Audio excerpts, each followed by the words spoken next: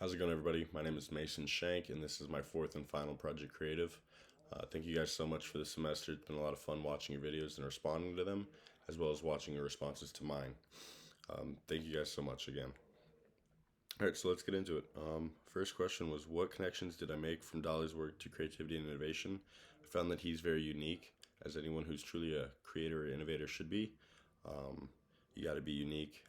You got to separate yourself from the crowd, as he did, very much so, and he really just really propelled the art scene into a whole nother dimension.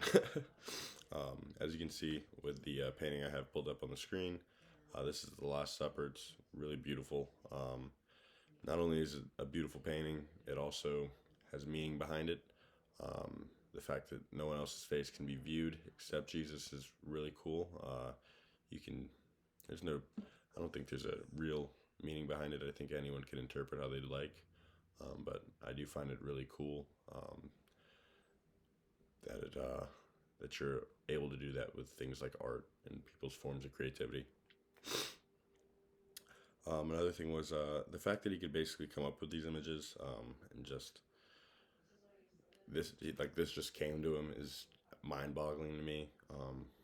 It's very awesome that this could just be made up in someone's head to me, and that just goes to show that everyone has kind of their own forms of uniqueness as well. Like someone could be very creative and innovative in the form of art, as Dali did very well, I may say.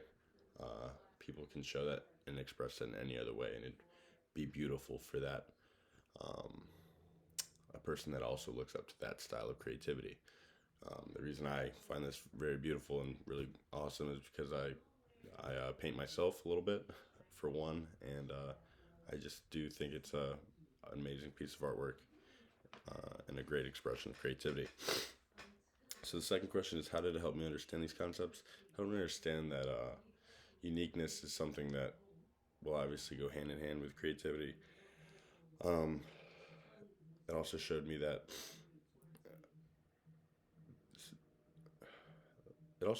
you kind of have your own.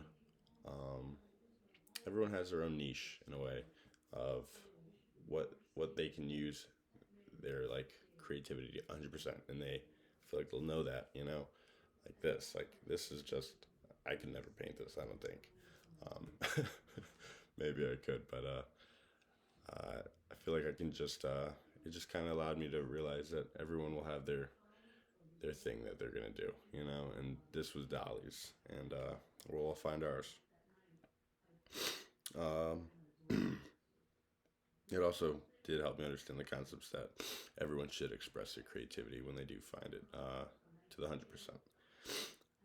Third question, how does creativity connect to entrepreneurship and innovation? The better question would be, how doesn't it? I would say that there's really no ways that they don't connect. You need creativity to be entrepreneurial and come up with new ideas and think of new ways to create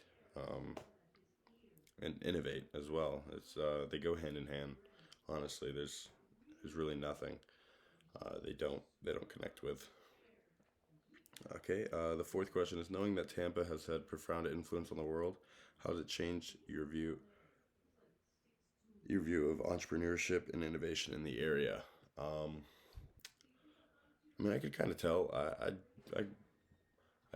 started coming into Tampa. Started living in Tampa in 2019 when I started going to college at USF. I'm my senior year now, and it's been honestly really crazy to see us, even the change in the last 3 years, especially during COVID. We were really we were creating a lot, innovating a lot. Tampa has really become like a capital for innovation and creativity. It's kind of crazy. Um, we're really pushing and striving to make new things and make them better. Um, and that goes to my next question, or well, my next answer to the next question. For two examples of creativity or innovation in Tampa that has had significant influence in the area. All right. So I did actually I searched these. I actually heard about this one from, I'm in the corporate mentor program here at USF, and one of my mentors is actually director of programming at Synapse, and she did tell me about this summit that they have every year called the Synapse Summit, and it's basically a summit that's held in Tampa in Amalie Arena, and they basically just have it's for all creativity or all creators and innovators in the area or maybe even out of area, and it's they just kind of have a showcasing of their their ideas, and it's really cool, and a lot of awards are thrown out through it, and a lot of cool stuff is made and at the summit and showcased. Um, so that just goes to show that Tampa is really, they have not only this but so many other events. But this one's a pretty big one. Synapse is a very good company for innovation and creativity, um, and it just goes to show that they're making that next step toward it um, in many ways, such as this one as well. You guys might have been to TGH around here, but I've seen it a couple times driving through Tampa. But it actually got recognized for innovation for the 22 Fire Awards.